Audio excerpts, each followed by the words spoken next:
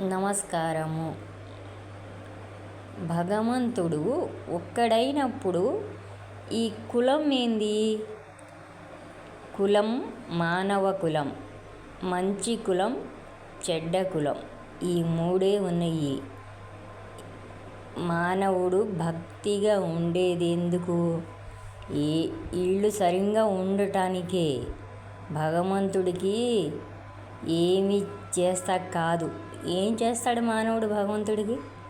అతని ఇచ్చినవి అన్నీ మనం తిని ఈ కులం ఆ కులం ఇది అది అని అనుకుంటా ఉన్నాం. అర్థమైందా? అది కాక అసలు డబ్బుతో మానవుడికి పని ఏమి ఉంది? డబ్బుతో మానవుడికి పని ఏముంది అసలు? డబ్బుకి ఎందుకు అంత హుందాగా ఇచ్చి బాధపడతాడు ఈ మానవుడు?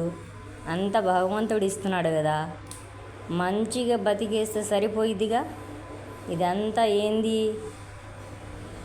జై శ్రీరామ్.